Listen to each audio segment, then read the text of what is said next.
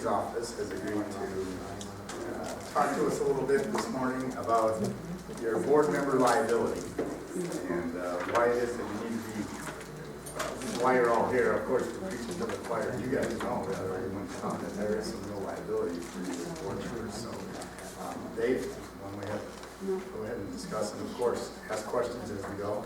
Absolutely. I'd rather have a conversation than a lecture. And my assistant always says, you're giving more material than you can possibly get through. And I said, it's not intended we get through all the material. I didn't do a, what do you call it thing up here? PowerPoint. Because I usually end up with too many slides to get through. And I'd rather you have the material than just this. So I will say this in regard to what Johnny presented. If every county had our two purchasing Nazis who Amen to that, every by the way. purchase to the nth degree, you'd never have to worry about whether you had to bid it out or not. And if anybody repeats that, I will deny it. What I ever said, okay? They really watch everything. In fact, I was telling my two colleagues in the county, Jan and Jen, and by the way, they have long-term expertise. They may look young, but they've been working here, working for Weaver County a long, long time. But I was telling them, the commissioner called me last week and said, hey, purchasing is questioning a lunch I went to with two other mayors on an issue related to county business. Can they do that? Well, you pay them to do that, but just tell them to back off a little bit. But if you go to a meeting, they want you to list who was at the meeting, what you talked about, where you were at. So I just submit that. In fact, I've given them an agenda sometimes just to be a little nasty about it. What we did.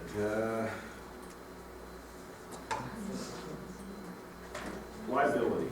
Johnny will tell you if you have liability, you have some options or potential liability. You can accept that risk, you can transfer the risk, and you can insure the risk. And that's what I want to talk to you guys about today. The important questions, and the commissioners always ask this more than anybody, can we be sued for doing it? What's the pat answer? What's the right answer to that one? You can always be sued, okay? And we have enough crazies out there, at least in Weaver County now, that they will sue over weird things, and if they're emotional about it enough, they will keep it going for a long time if they know how to do that. Are you likely to be sued? If you're a sheriff or county commissioner, county council, you're going to be sued. If you're a fair director or an event director, probably not, but you might be. But it always comes up when you least expect it. Jan, can I share the story about the Derby? Yeah. Yes, everybody loves demolition derbies, right? We have one every year. And we are very circumspect, and Jan and Jan's department are very good about verifying insurance prior to the event when they get that contract back. But this particular year, we had a derby, and when they went to the file to pull it, guess what we didn't have? Proof of insurance, and guess what they didn't have? Insurance. It's a long time ago. Anyhow, so make sure you have a process in place. And as to your county attorneys, we sign off on every contract that goes through. We have delegated by ordinance, as Johnny would point out, and we've got to get off purchasing and get to liability, but this is all part of it. We have delegated to the library to make certain purchases without county commission approval, and we have delegated to the fairgrounds to do routine contracts. I tell everybody though, why not share the risk? Put them on a consent agenda so the commissioners can't say at some point, we didn't know about that, we didn't have to authorize that if we didn't know about it. I call it sharing the risk, and the sheriff is a big one. He goes to some conference all the time, not the sheriff, maybe the sheriff too, and says, I have authority to sign these contracts. And I say, well, let me show you in the county or in the state code, if you sign a contract without proper authorization, you are personally liable for that contract. So if you want to be personally liable for that contract, go ahead. Why not share the risk, run it through the county commission agenda, it's not a big deal. Then you have the county attorney signing off that he's reviewed it and approved it, the department and everybody's reviewed it, the comptroller has reviewed it on our particular county or contract cover sheet, and you're covered. All right, are you likely to be sued? Probably not. What will you do when you are sued? Well, You will call Johnny Miller, right? Or Corey Sigurd, and you'll say, I have a claim. And he will say you're either covered or you're not covered. Where do you go from there? If you're covered, you turn that over to them and they do the defense. How can you prevent a lawsuit? By doing what Johnny has told you you can do today. We'll get more into this. We won't go in depth on these questions. Who will defend you when you're sued? Who will pay for your defense? What if a judge or jury decides against you, and who will pay the judgment? We'll just do one lawyer joke right now. What do you do when you have a lawyer up to his neck in sand? What's the answer, everybody? Not enough sand. Not enough sand. Neil, you're prohibited. You can't answer these because I know you know all of them. My daughter used to come here. So, we don't have really nonprofits, so we're going to go through page 2 fairly quickly, because it looks like all counties are advisory boards. But if you do, and some of these principles still apply, a corporation can be held liable as its own entity for actions. Nobody has their own entity. Everybody's part of the county, right? Didn't we decide that here today? Your advisory board, if you're created by the county, you're part of that advisory board. Now, we will get into how the most important thing I think I can share with you today is emphasize that Johnny touched on the volunteers and how you ensure all of your people are covered when somebody gets hurt, injured in an accident, both for workers' comp or they injure somebody else. So I'm going to just say board members should be aware of these 2 legal duties. 3 rules that govern the board of directors. We're going to skip that because that's the other ones. But the next page, and I'm going to page 4 already, is policy consideration for nonprofits. I think this still applies for you to your advisory board. And I've been with the county about 25 years now, and the one thing I've noted about every advisory board, they forget that term advisory and they're ready to spend money. Jan and Jen, would you agree with that with your advisory boards? They want to spend money. Well, we all like to do that. Our federal government likes to spend money that they don't have, but it's our money. So, let's go down things you ought to consider as you create those boards. Conflict of interest policy for board and staff. Because of the very nature, you want people interested in the fair or interested in the type of events that you're going to host, they're going to know people that are in business that may supply goods and services, right? You've got to be careful there's no conflict of interest as far as what they do that leads to an improper decision by you, as Johnny used in his example, your nephew that comes and provides services or whatever it was. Compensation policy for chief staff officer, we'll skip that one. Personnel policy for employees and volunteers. And by the way, if it's a volunteer, there have been a couple of lawsuits out there on sexual harassment by volunteers. So you may want to run them through your sexual harassment training to make sure that doesn't come up. And make sure they're aware of safety policies and put them through. I would recommend you put them through if you can. And I know it's cumbersome, but maybe your introductory training for new employees, even when you have volunteers who are going to be there on a regular basis. Code of conduct or code of ethics, board compensation, we'll skip that one. Travel expenditure policy for business travel by staff. These are types of policies you ought to consider. Financial management policies, including financial controls. And I would work with your county comptroller and your county money people on those type of things. Whistleblower protection policy. Sometimes volunteers are aware of things and they're scared to report. Make sure you have a reporting mechanism for wrongdoing, for embezzlement, for theft, for sexual harassment. We have a hotline in Weaver County. I think we've only had 3 calls in 15 years. They check it every day to see if there's anything. We're getting in the process of adding a whistleblower hotline to that too, so people can report that. Document destruction and retention policy. Any documents you create, if you're a board, are subject to ground, in my opinion, for Weaver County. Now, that goes to my next statement. You heard Johnny say, trust your county attorney. I know county attorneys from the rural areas everywhere. I respect nearly every one of them. There's probably only maybe one in the state that strains my credulity at times. But they are there to protect you. And so if you get their buy-off on a contract or a policy, That's your added protection for what you need. And I would do that. If you have a question about liability, contracts, or policies, run that by your county attorney and have them initial it. And if you're asking for an opinion and you think they're giving you an off-the-cuff or curbside opinion and you're concerned enough about it, and Neil isn't walking away just because I'm talking away. He's an athlete, but he's an athlete with a bad back today, so he has to get up and stretch it, I think. Have them give you a written opinion when you need it. And I know that's tough, especially if you're in a county, rural county, and you pay your attorney by the hour. There's lots of stories, and I have lots of jokes on that. We won't do those today. But if they get paid that way, sometimes your commission doesn't like you to do it. But if you have a serious issue, let's say the rodeo issue, and they don't want you to run that contract by the county attorney, I think you need to make them aware of the potential risk that can happen in some of these events, and make sure your county attorney reviews and is on board if they've approved it. I'm talking, am I making any sense? And number two, if you have questions, stop me anytime. You don't have to raise your hand or word out. The gift acceptance policy, that's another one. And you will have both state law and maybe county ordinance that references that. I had a county commissioner some years ago who wanted a pair of boots. We won't mention names. He wanted a pair of boots from a vendor that was supplying things to the county.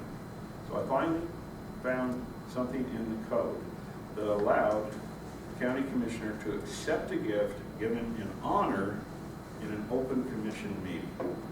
And he got those boots. Didn't he, Jan? Yep. He did. Okay. Nice boots. He really wanted. Fundraising policy. You ought to look at that. They include a corporate sponsorship policy because when they want to sponsor something, they want to buy it forever. Okay? And that's okay if they're paying you enough to put their name on a sign or do some other things. That's a policy decision for you guys. The lawyers aren't really involved in that so much as you and your commissioners or councils. Review of contracts with independent paid fundraisers. If you have that, make sure those contracts go through people too. Now, page 5, we're going to spend more time on. This is getting into the meat of stuff right now. How many of you use volunteers for your elections? Everybody does, right? There is a federal Volunteer Protection Act, provides shielding for individuals acting on behalf of an organization within the scope of their position as long as the actions are not criminal, negligent, or reckless. That translates into state, and that's the one I'm not going to say any more about the feds, but we have a state Volunteer Protection Act. And the next few pages we're going to get into both of those because I think that may be one of the most important things we consider today. When I say nonprofits, this applies to all of your boards. And here's what you want to know that you have when you talk to Johnny. Commercial general liability insurance protects volunteers and employees from bodily injury and personal injury claims. Any objection to that one, Johnny? Gotta have that. If they're approved volunteers, right? Okay, personal liability, workers' compensation. Auto liability, if they're working for the organization, is how the state does it. But if they're just on their own time, I think our state law puts their policy in first place, which is what most people do. We have county employees who want to use their own vehicle. We have them sign a statement that their insurance will apply first, even if they're on county business at that time, and they're paid a mileage factor, okay? So some of them want to tender that defense to the county. Well, it may be joint. Okay. Here's the first little aside. I don't complete sentences at times, and I take little asides from time to time. For your own personal protection, this is personal legal advice. Go look at your auto policy and see if you have $250,000 underinsured and uninsured coverage. Can I do this here, Johnny? I don't have any friends or relatives really that are in the insurance business. But I have a son, my oldest son, who's 39 now, was hit about a year and a half ago as a young lady who just started driving, didn't understand the yellow blinking lights. Have you seen those? Where you can go. She thought it was going to turn red. She thought she hit the right away. She turned right in front of my son, and he hit her going about 45 miles an hour. Well, he's back to work, but he missed about 6 months. He's had 2 operations. and he's over 200,000 in medicals. And I had told all my kids that things like, get that just in case. The likelihood is that you'll never use it. But it's usually about $10 more a month on your policy. Well, his medicals are 200,000, her policy was 100,000, and do they disparage unions? No. The union he belongs to as a plumber and pipe fitter has such an egregious subrogation agreement for health coverage that they get everything he recovers. So I said, well, I'll represent you. They can't take attorney's fees. And he sent me their agreement that says, yes, we get attorney's fees as well. So I'm in a battle with them and have been for years saying, well, I won't collect it. I'm just going to leave it with the liability policy, and I'll have to make Fisher cut bait at some time. But get that in case, because there's a lot of people running around with minimum coverage, and it won't cover your vehicle, let alone major medicals. That's the one aside. Let's go into here. The other one you want to, and this is, if you're ever asked to serve on a board, or you ask people to serve on a board, you want D&O coverage, okay? You want D&O? Johnny, you want to take 30 seconds and explain D&O coverage? Directors and officers coverage protects directors and officers of a company or organization from risks that are particular to them. It doesn't cover, again, the other areas that Dave talked about, injury, damage to property, things like that. It's for you as a fiduciary. So if you as the board lose all the money that's in the fair reserve, you've let someone that's gone with it, you didn't properly protect it, or you decided to that the board chair was going to take last year's reserves, and when they go to Vegas to look at events that you might want to use for next year's show, and they're at the fair and event show in Vegas, that they were going to double the money that the board had by laying it all on black. That would be a D&O claim. It's not going to be covered by any of your other policies, and you want your board members to have that type of coverage. And it also provides coverage for discrimination, harassment, wrongful termination claims. Again, if you're in good faith, everything is related to your good faith, and that's what I tell people. If you're trying to do your best, what we try and do from the county attorney's office and what the Utah County's indemnity pool tries to do is make sure you can sleep at night. So when that event occurs, you're not troubled and you don't have sleepless nights about that. Let's go on to the next page. Here is the Utah statute covering immunity for persons involved in voluntary services. Now, if you have immunity, can they still sue you? Yeah, dang it, it shouldn't be that way. And our state judges, federal judges, are better at allowing people out, in my opinion, than state judges early on in a suit. Because if you have immunity, immunity means immunity from suit. And so, Judge, we ought to file a motion to dismiss, and you ought to decide it this week. Well, the plaintiffs are, oh, we've got to have discovery, Judge. We've got some things we need to look into and do this. And so the suit goes on and usually goes until you have a motion for summary judgment. But not always. And I think we on the defense bar have to emphasize that more about its immunity from suit and get out early. Litigation is expensive. Another aside. Years ago, Ogden City, Weaver County, and the Woodbury Corporation were involved in a lawsuit involving millions of dollars. And Ogden City made, in my opinion, please don't repeat this either, some foolish decisions about tearing down a building that belonged to Woodbury and said, we're going to go ahead and tear this down because we think the land's worth more than the building. So they tore it down, and I remember this because we were on the side of Woodbury against Ogden City. It was a strain at that time between the two attorneys' offices, and I remember the senior guy in Woodbury saying, does Ogden City think that they have more money than I do? And that's what litigation is. It's modern warfare. And too often it comes down to egos and emotions. And when you get there, things go on and on and on longer than they should. So, how did I do that aside and get away from this? Here's what you need to do. Look at the definition. Public entity means the state or any political subdivision of it, or any office, department, division, board, agency, commission, council, authority, institutional, hospital, schools, college, blah, blah, blah. Are y'all covered in here? Yep. you're covered. It does not, oh, I was gonna point to Johnny's slide again. If you're a nonprofit, it may not apply, okay? But here's what you get if you're a volunteer for governmental entity and everybody's in counties here, right? So we see the word county there, and we're gonna say we're gonna give immunity. And by the way, a volunteer facilitator, I think it's in the next section, and a couple of typos in here. I don't reward people for finding typos, so don't say it, okay? If you're a person dropping down to 201, performing services on a voluntary basis without compensation under the general supervision of and on behalf of any public entity, and we've decided we're all included in that, is immune from liability with respect to any decisions or actions taken other than in connection with the operation of a motor vehicle. So they've taken the operation of a motor vehicle out, their insurance is going to have to pay. So that's not going to cover. Is that how you read it, Johnny and Neil? Yes, I'm looking for support.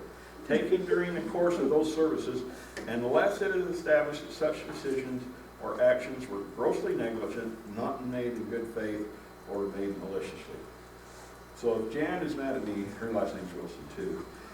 Sometimes she claims me as a cousin, even though we're not. And I always have claimed her as a cousin. If she decides she's mad at me one day and as a volunteer, not as a paid county employee, which she is, runs me over, is she covered by this act? Might be. Maybe they'll say killing lawyers is not malicious. Public service. That's the story I got here about the guy hated lawyers and driving alongside the road and he saw a priest and picked the priest up, stopped, you need a ride? Yeah, about 5 miles down the road. So he hits lawyers wherever he could. And he's just trying to restate himself because he sees a group of 3 lawyers walking down and he swerves and he thinks, oh gosh, the priest is in here, I can't do that. So he just misses him and says, sorry, Father, I almost hit those lawyers. But he heard a big thump at the same time. And the priest says, it's all right, I got him with the car door. So there's actually tons of good lawyers around. There's a few that get that. Okay. So you're supposed to be immune unless you're grossly negligent, you don't make a decision in good faith, or you made maliciously. The good faith is probably the one that may come up in the instance of events and fairs where you circumvent your policies and procedures. Policies and procedures are always your protection.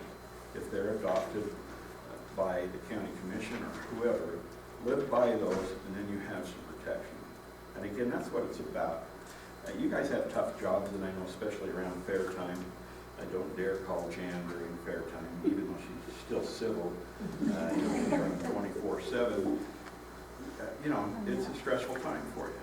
And sometimes we make mistakes when we're under stress. But look for support that you need when you need it, especially, again, from your county attorney, your county commission. And the really important thing there is that if you review your policies and know that when crunch time comes every single year, you don't follow it, then get your policy changed. Yep. The courts aren't looking to see if you have the best policy in the state. They're looking if you are following your policy. So if your policy requires things of you that aren't required by statute and you set the bar really high, put the bar back down to where you can get over it. Because you're going to be called to the carpet if you're not following your own policy. Even if that policy isn't the best policy out there. And the plaintiff's attorneys will argue their policy should have been X, and it was only Y. The judge doesn't get to question that so much. He only gets to say their policy was Y, they did Y, they're good. Is that, would you agree with That's correct, as long as your policy complies with the law. So do that. In fact, we had in my opinion, a very good director over our jail for a lot of years who've been down to the Utah State Prison. He would rather not have a policy and do it correctly than have a policy he didn't follow. And that's what you need to do. Make sure your policies, we cheat, I borrow this stuff, carve it down from others. Make sure what you do complies, or what your actions comport to your policy. If not, as Johnny said, change the policy. That's more important, okay? So you know, okay, nothing in this chapter shall preclude legal action taken against a public entity for any injury occurring. So they still get to sue the county possibly if there's an error, but you're covered, and that's what you want. You want the deep pocket. That's what plaintiffs' attorneys want. I love these plaintiffs' attorneys who say, we're in this to help people, but they hurry and find out what the insurance limits there are, and then they decide whether they're really charitable or not. If there's nothing there, they usually say, gosh, I'm too busy for this right now. That's not always the case. I'm being tough on lawyers, and we need another lawyer joke. How do you get a lawyer out of a tree? Anybody? Cut the tree down as close. Cut the rope. Okay? These are mean-spirited, and my daughter used to collect these. In fact, I'll do one more. What's the difference between a lawyer and an onion? I'll just be quick. People cry when they slice and dice them. I thought that was the most mean-spirited of all. Okay, here's another chapter. Now remember, that's in the code, the Utah code we just looked at. This one's in the Utah code as well. The first one gives you immunity. This one tells you how to get that immunity and make sure you have it, okay, for you and your volunteers. As used in this chapter, I'm skipping down to sub 2. Go to B, a county, city, town, school. Agency means a county, city, town, all over Stoppa County. So you're an agency under this statute, okay? Now it's going to give you some other definitions that we need to pay attention to. Not so much, unless you use them, compensatory service worker. Jan and Jen, you use our inmates for stuff from time to time. So that's a compensatory service worker. They're covered in the code. And we cover them for what? Medical expenses, right, Johnny? If they are injured while they're providing that service, they get medical expenses in the end, and I'm getting ahead of myself.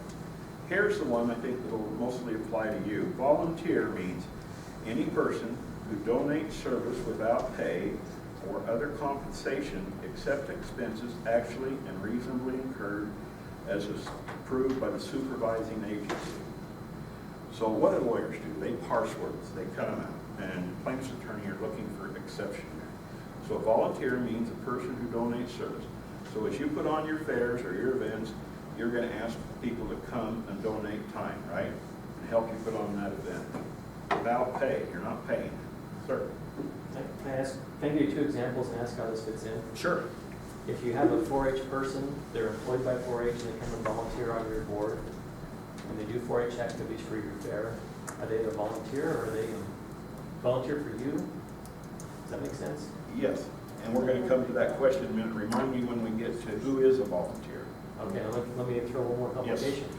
One of our really good livestock guys is a county employee who volunteers for 4-H and comes down and works at the fair. So we'll put that in the next 2. Okay. You want me to cheat right now and say, ask your county attorney like Johnny did? That's the only safe answer I'm going to get you. I would go with what they say, but we'll parse that out a little bit too. Okay?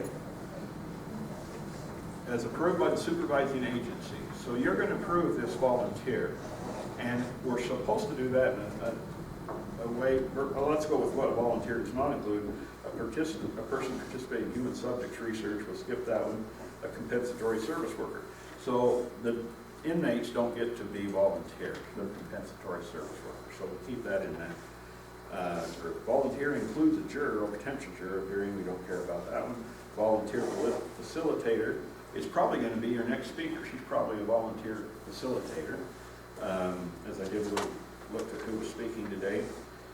But it's usually a nonprofit or business that helps provide volunteers for others as a volunteer facilitator.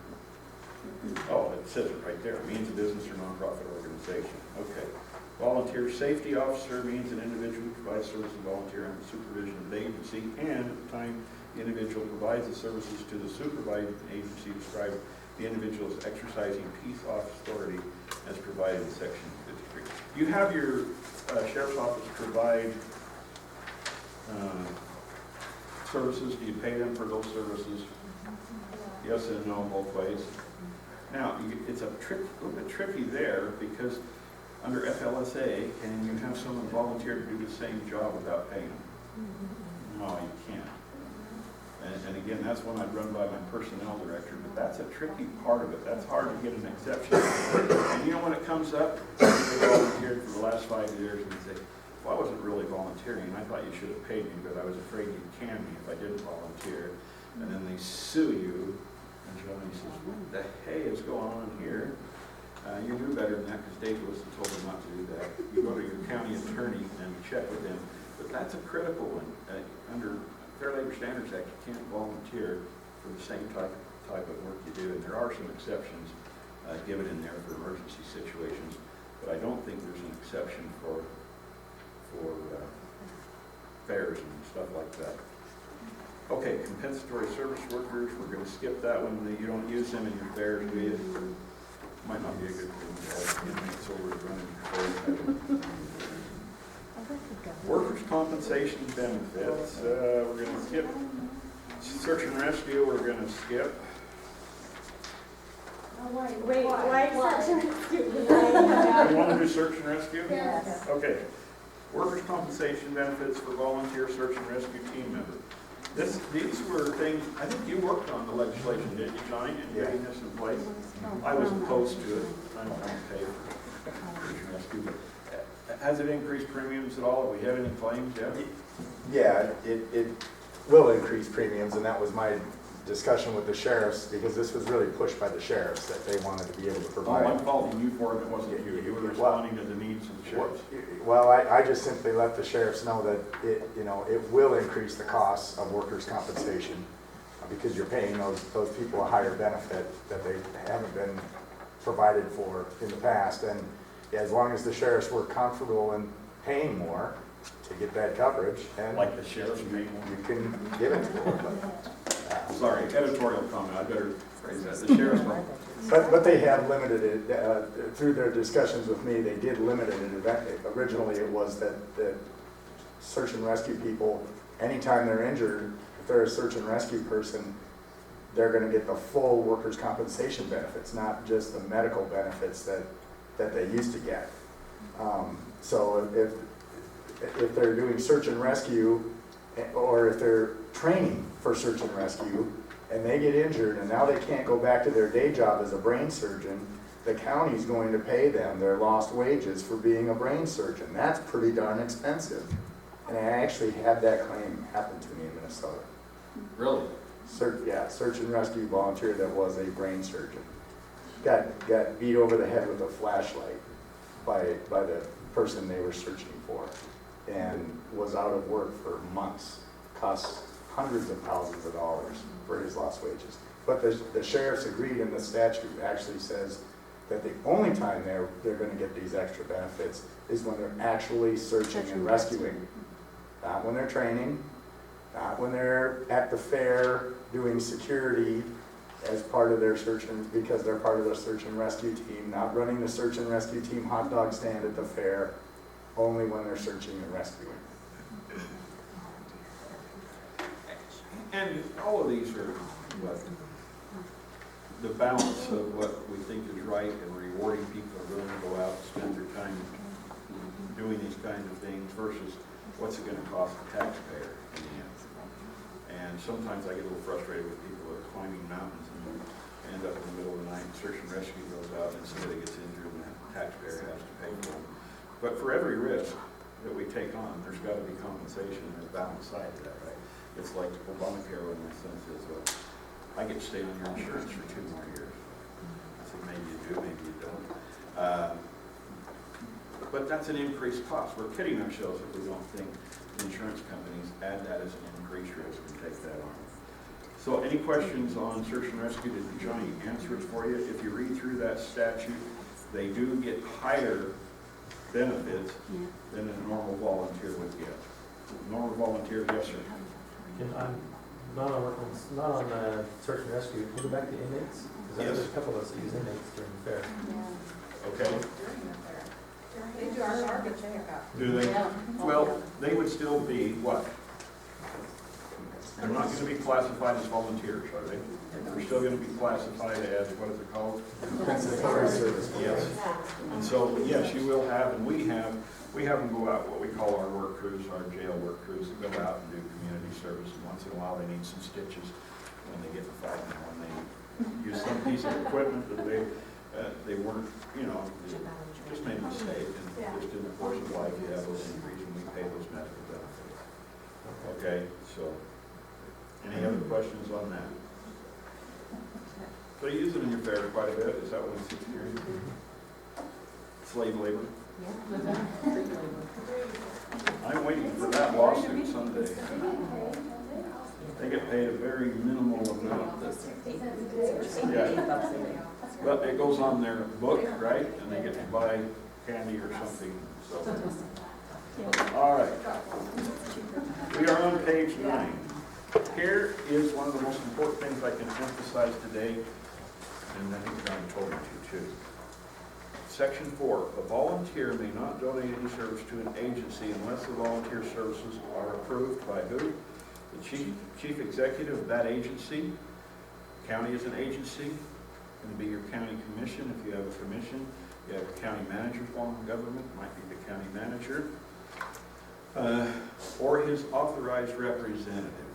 And you may consider that because sometimes you need volunteers in a quick hurry, and you may want to have somebody that's going to be around more, not that your councils or commissions are gone, but it may, or you could do an alternative, in my opinion, and authorize two, so that you can get that approval in place. And by the Office of Personnel having jurisdiction, I didn't like the term over that agency. I prefer the association with that agency. But you're going to have to get that volunteer approved. And I have recommended to our Human Resources Director many times that he develop a volunteer application. I think we have it, you guys use it, and then it's submitted, and then that volunteer is covered. And I would make the volunteer aware, not so that we increase claims, but the reason you're doing that, and if you do some training, and I'd recommend you do some training for that they are aware that they are a volunteer now, an official volunteer, and they have certain coverage, liability coverage. People are more willing to give service. I mean, this is a service state, and there's service people everywhere in the United States and through the world, but it's helpful to know that if you make an error, you're covered in that process, that you're not going to lose your home or your snowmobiles or your boat, as John said. Any questions on that? That is the one thing, if you don't do anything else when you go back to your counties today, I would make sure there's a process, that those are on file somewhere. I'd call my HR director and say, do you have these on file? Can you send me a list in this day of computers? They ought to be able to send you a list of the volunteers that you had approved.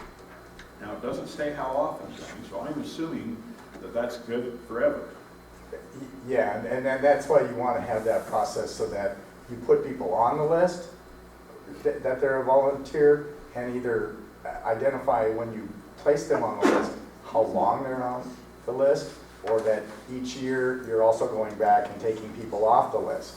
Because otherwise people can come back and say, well, hey, I was authorized as a volunteer in 1986, and I was at the fair this year, and I bent over, I was gonna, move the garbage can a little bit for you, and you don't even know who this person is anymore, and now they've injured themselves and they want coverage because they were a volunteer and you've never taken them off the books. If your personnel department is running their volunteer programs according to the DHR wish list, they have the fair identified as a specific volunteer program, and they have that split up that the fair is a program each year. So those volunteers would be volunteer to the fair for the year. When the fair is over for the year, that program ends, as well as all the volunteers to it. But you want to review that with your personnel department and see how they set. Do you want to take them off? What if they're a repetitive volunteer for the fair? Would you recommend still taking them off? You don't need to, but again, I like to see that you're identifying what their duties and responsibilities are as a volunteer to the fair, so that they don't think that they're just a free will volunteer and can do anything for the county anytime they want because they went through this application process for the fair. And so when they show up and they decide that they're gonna plant some flowers outside the courthouse, and while they do that, they grab a rake and hit some kid in the head, and now you've got an injury to a small child, and they're claiming, well, I'm a volunteer. The county has to pay for the liability lawsuit against this kid, and the county never asked them to come and plant flowers at the courthouse. So You want to control that by when you authorize them specifically for certain duties at the fair so that you limit the scope of when you're going to be required to provide their defense. Well, I guess if they wanted to, they could limit and say we're approving you as a volunteer through the end of, through the fair period or something. And if it is a long Before one, and after, they something like volunteer that. every year over and over again, you can say, and you'll continue to be an authorized volunteer until such time as we remove you from the list. So I guess your own best judgment's good on that. Yes, ma'am. We actually issue them a volunteer ID card that they wear during the fair, and then we gather them back up after the fair. I think that's a great Let idea. them know, okay, we recognize you as a volunteer, but when you're done, you give us the card back, and then next year we'll look at it again. Great suggestion in my opinion. Okay? One more thing, what about community service? Do they need to fill out some form like volunteer? For jail inmates? No, Oh, community service? for kids who's left school and the judge sends them out to you to babysit. No, I'm not. I think they'd still be considered one of those compensatory service workers, the way with the broadness of that definition. And again, that's what they are. You don't need to specify that they're a volunteer. They're already a compensatory service worker, and the statute spells out how they're gonna be. Because there's paperwork on them somewhere, like a judge or a court record or something. Right. Yeah, interesting question. Incarceration, plea, sentence, immersion, probation, and parole. So maybe we ought to look at the statute and broaden that some way too, a little bit, to include that. For now, I think, and when people say, well, isn't there a correct answer? I always say, Supreme Court goes 5-4 a lot of times. And they're all smart people with a lot of time to decide. So The real I would operate under that concept for now. The real question is do you want to take care of their medical expenses if they get injured while they're doing I work don't for want you? them out their periods most of the time. Yeah, and would you want to have to defend them in a lawsuit if they hurt someone else or discriminate against someone else, harass someone else? So does If the you county- want those things, then make them a volunteer. So does the county supervise them, or are they supervised by the court personnel, or wherever? Probably by the court personnel. They have to report back that they've completed their service. And sometimes you have to write just a little short thing saying, so-and-so has completed so many hours of community service. And they And take I'm not it to sure I them. would try and interject into that one and let them take the responsibility for that, because it's like anything else. Whoever has control over the situation ought to be the one that bears the liability.